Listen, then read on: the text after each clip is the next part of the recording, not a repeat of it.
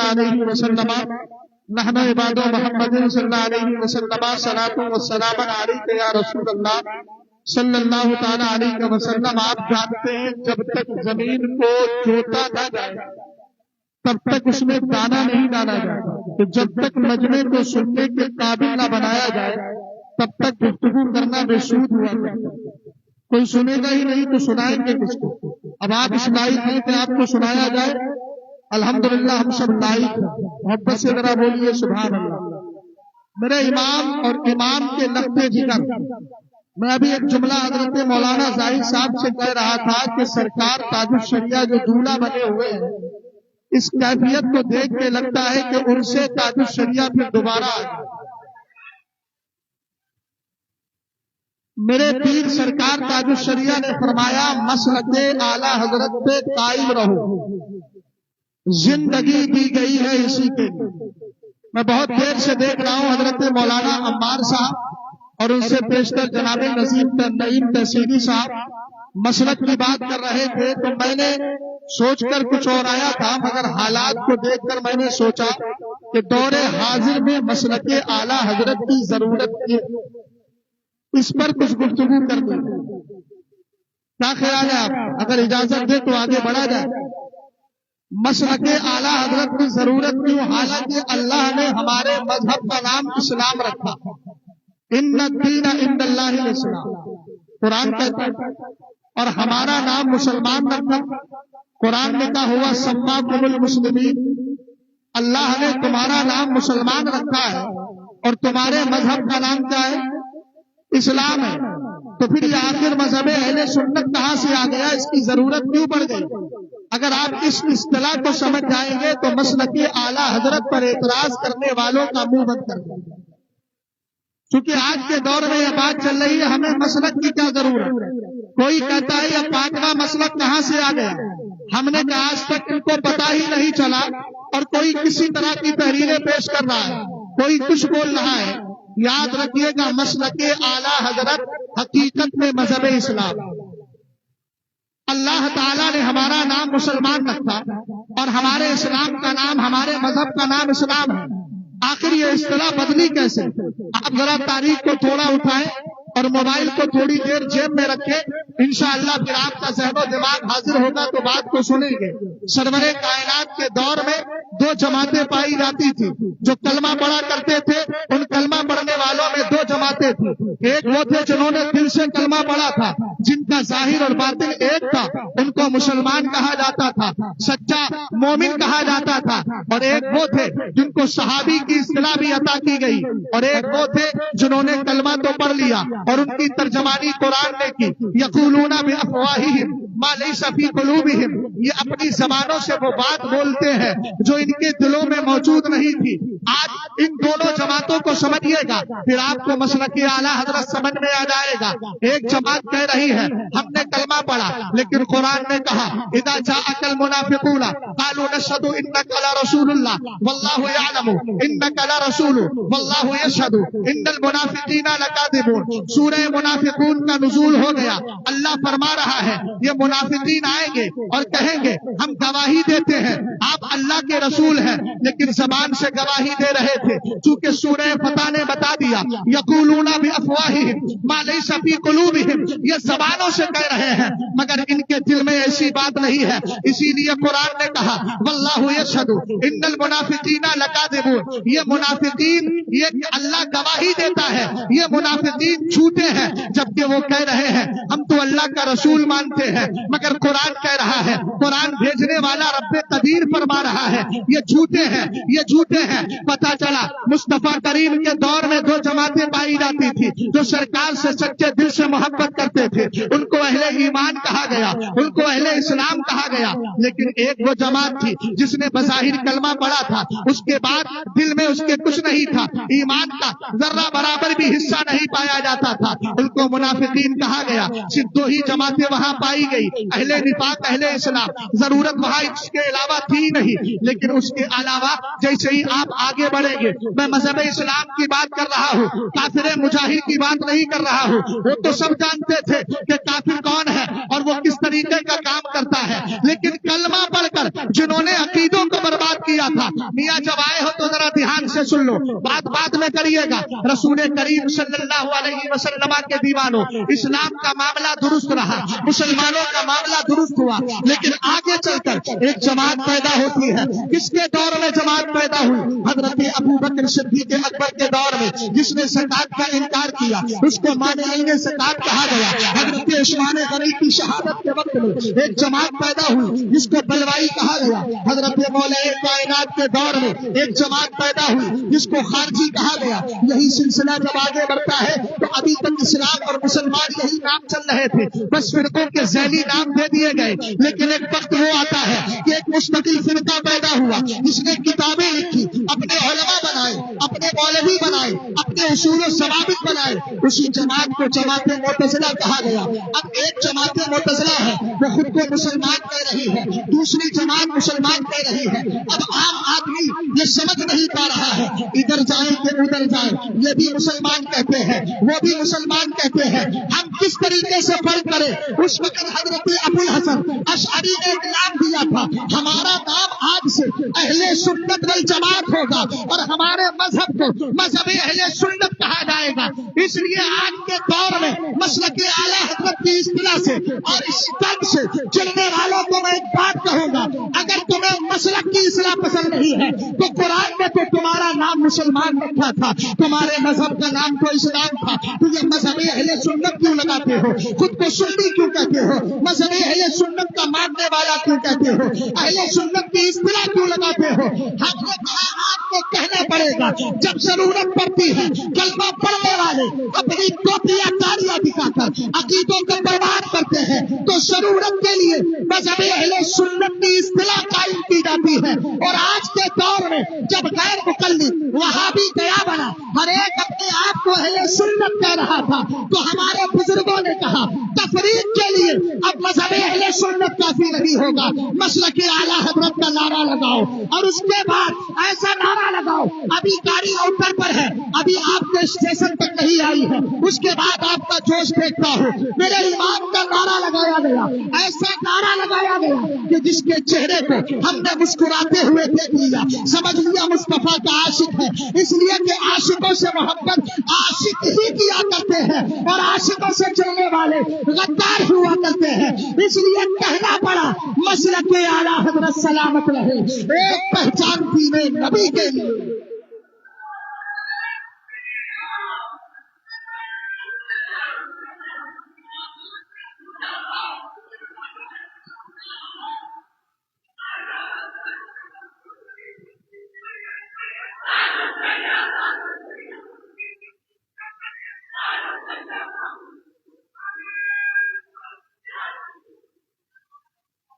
अच्छा, एक सवाल ये उठता है कि मसलक की निस्बत आला हज़रत ही की तरफ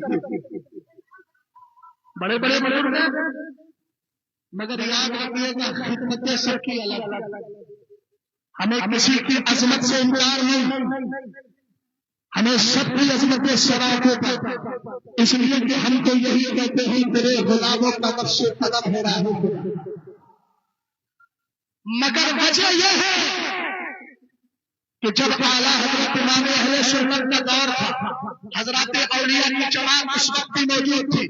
और ऐसा नहीं है कि उस दौर में और उलमा ने काम नहीं किया, अल्हम्दुलिल्लाह उस जमाने के उलमा ने अपनी किसान पर काम किया, जो उनकी अपनी अपनी हैसियत थी, इल्मी मकाम था, इल्मी शान थी, उसके एतबार से दीन का काम किया। लेकिन ज़ालिका फ़ज़्लुल्लाहि यूतीहि मन यशा, ये अल्लाह का फजल है, अल्लाह किससे कौन सा काम लेना जाए। हज़रत मखदूम अशरफ जहांगीर समदानी की बारगाह में जाओ, आप देखिए वहाँ कितने मरीज ठीक होते हैं, उनके यहाँ पर आसेब वालों को ठीक किया जाता है। साबिर पाक की बारगाह में जाओ, यही फैज मिल जाता है। अब्दुल कादिर जिलानी की बारगाह में जाओ, अलग अलग अल्लाह ने फजीलतें दी है, मरातिब अलग अलग दिए हैं, मनासिब अलग अलग दिए हैं। आला हज़रत इमाम अहले सुन्नत ने हमें इन बुजुर्गों से अलग नहीं किया, बल्कि सबकी शान में कुछ न कुछ लिखा, जो भी आपकी जिंदगी में मुयस्सर हुआ, अल्लाह ने जो चाहा आप लिखते चले गए। सैयदी गौसे पाक की बारगाह गौसियत पर लिख दिया, तुझसे दर से सक से है मुझको निस्बत, मेरी गर्दन में भी है दूर का डोरा तेरा। ये तो बहुत बड़ी सरकार है। बात आला हजरत के दौर की चल रही है। मेरे इमाम के दौर में जैसे जैसे फिक्रे उठते गए, आला हजरत हर महाज पर हमारी रहनुमाई करते गए। आप बिल्कुल आगाज कीजिए, इब्तिदा कीजिए। कहाँ से? सबसे पहला अकीदा कलमे की बुनियाद ला इलाहा इल्लल्लाह, दूसरा है मोहम्मदुर रसूलुल्लाह। जब कलमे के पहले जिस पर एतराज हुआ, अल्लाह की वहदानियत पर एतराज हुआ, अल्लाह रब्बुल इज्जत की तौहीद पर एतराज हुआ, अल्लाह को माज़ अल्लाह झूठा कहा गया, किसी ने इम्कान किस्म का कौल किया, किसी ने वक़ूअ किस्म का कौल किया। और सुन्नियों याद रखो, अल्हम्दुलिल्लाह रब्बिल आलमीन, मेरे इमाम ने रशीद अहमद गंगोही के खिलाफ वक़ूअ किस्म का जो फतवा दिया है वो झूठा नहीं है, सच्चा फतवा दिया है। और हम कहते हैं वो बदअकीदा मर जाएगा, कभी सामने बैठने की हिम्मत नहीं रख पाएगा। इसलिए कि अगर तू वक़ूअ किस्म की बात करता है तो कैसे रशीद को बचा लेगा? रशीद कल भी काफिर था, आज भी काफिर है, कयामत तक काफिर रहेगा।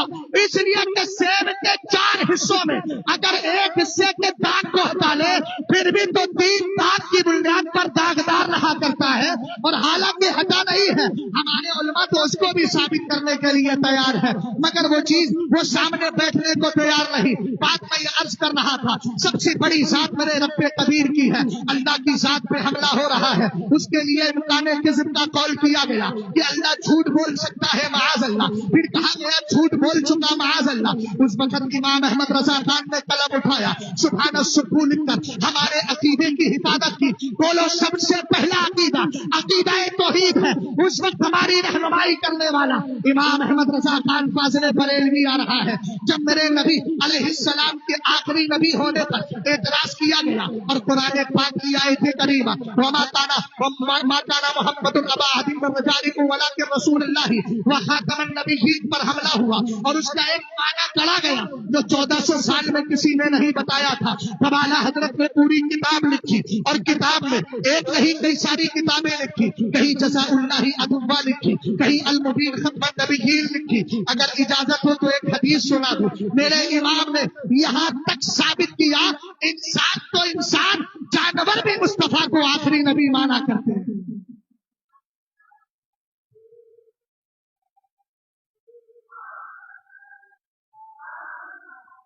मेरे इमाम ने इमाम बुखारी की रिवायत करता हदीस जिक्र की और कहा, सुनो, हजरत उमर फारूक आजम का दौर, हजरत उमर फारूक आजम मुस्तफा की बारगाह में बैठे हैं। सरकार अलैहिस्सलाम की बारगाह में एक कबीला बनी सुलैम का एक देहाती आया और हाथ में कुछ लेकर के आया, और आने के बाद कहने लगा, अगर ये आपको रसूल मान ले तो मैं भी।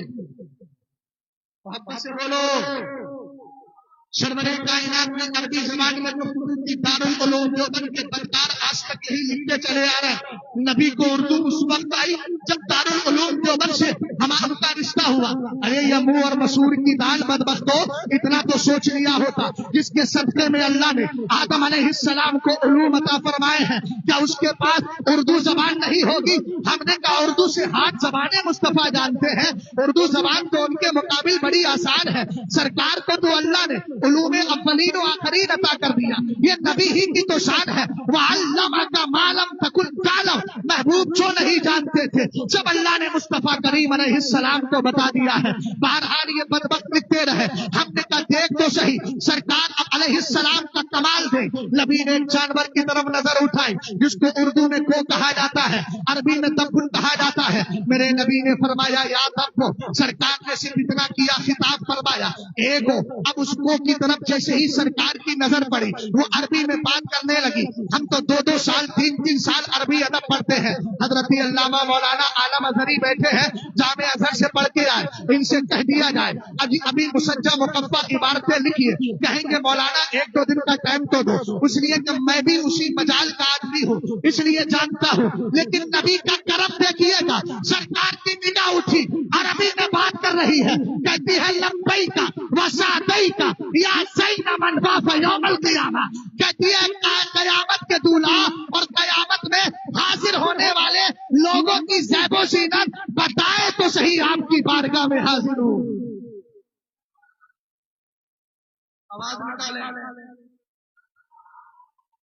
मुस्तफा की बारगाह में पहरा देने वाला जानदार अल्लाह उससे खिदमत ले रहा है। मुस्तफा करीम अलैहिस्सलाम ने आगे फरमाया फता मन ताबूद, तेरा माबूद कौन है? हजरत मौलाना मुमताज साहब बड़ी अच्छी गुफ्तगू कर रही है। वो मन ताबूद, तेरा माबूद कौन है?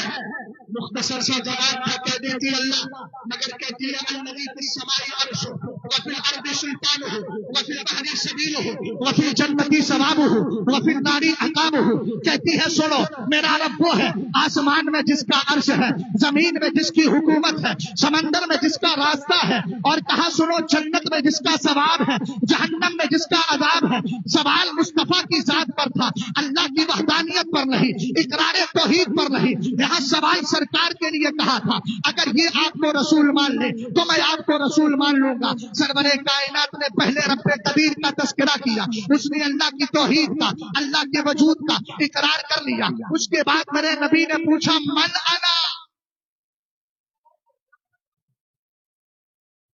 थोड़ी सी अना को कम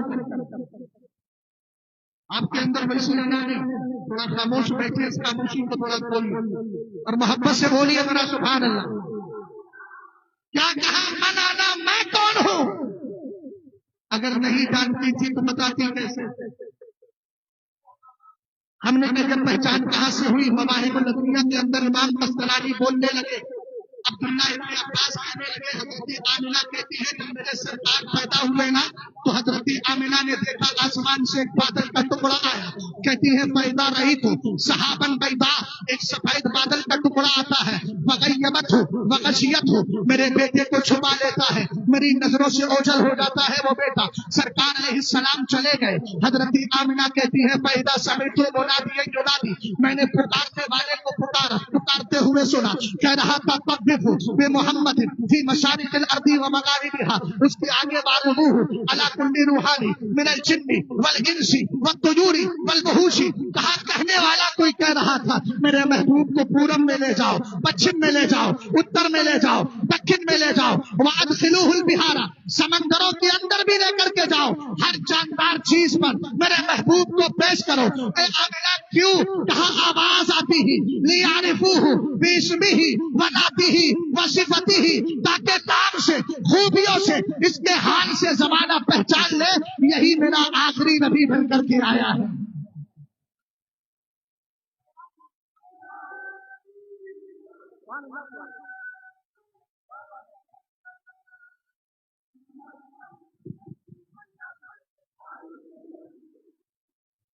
मसलक की जरूरत है।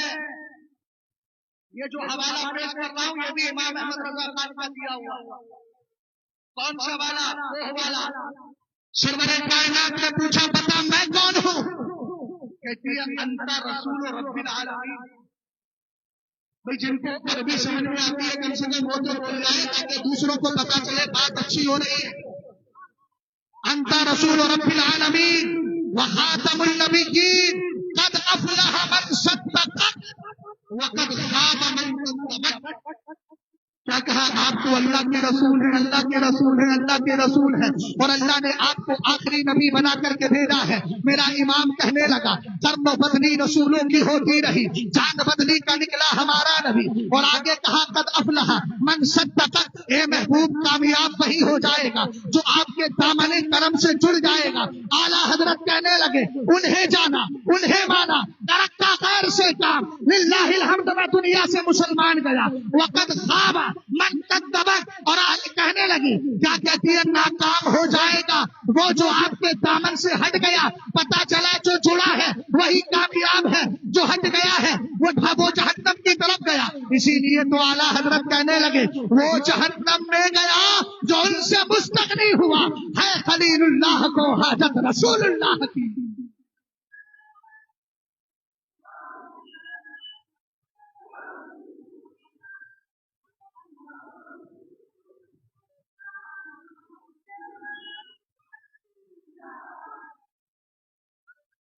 अब कितनी मिसालें दूं? मसलक की जरूरत की एक मिसाल मैंने दी है, दूसरी पर आया خاتمیت کا مسئلہ اٹھا، اعلیٰ حضرت کا قلم چل رہا ہے، افضلیت کا مسئلہ ہوا، تجلی الیقین میرا امام لکھ رہا ہے، حضرت ابو بکر و عمر کی شان پہ حملہ ہوا، مطلع القمرین لکھ رہا ہے، خلافت ابو بکر کا انکار ہوا، رافضیت کا کچومر نکالنے والی ذات امام احمد رضا خان کی ہے۔ یہ رافضی کتے آج زیادہ پل رہے ہیں، ان کو ہوش میں آنا چاہیے۔ یاد رکھنا 100 سال پہلے میرے امام نے وہ کتابیں لکھی ہے، تم فتنے آج پیدا کرو گے، ہمارے پاس ہتھیار پہلے سے موجود ہے، ہم پہلے سے، بس ہم کچھ نہیں کریں گے، اعلیٰ حضرت کی کتابوں کو پڑھیں گے اور تمہارے سینوں میں یہ تیر چبھاتے جائیں گے اور یہ کہتے جائیں گے جو حضرت حسان نے کہا تھا، لسانی صارم اللاعب فیہ وبحری لا تقدرہ الطلا، کہا اے سنو بدبخت کافروں، حسن حسان کی زبان کو زبان مت سمجھنا، یہ کاٹنے والی تلوار ہے۔ حسان الہند کہنے لگے کل کے رضا ہے خنجر خوخار برتبار، آقا سے کہہ دو خیر منائے نشر کرے۔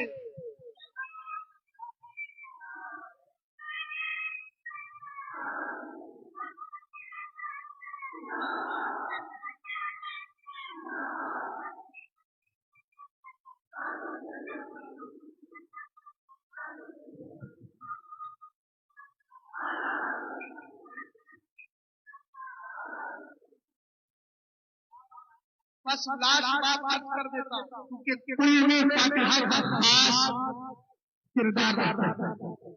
وقت ہو گیا، جب اس پہلو پر اعتراض ہوا تو میرے امام نے ہمیں لاوارث نہیں چھوڑا، کتاب کا ذخیرہ دیا اور خاص طور سے کتاب لکھی الحجۃ الفاتحہ لطیب التعلیم والفاتحہ۔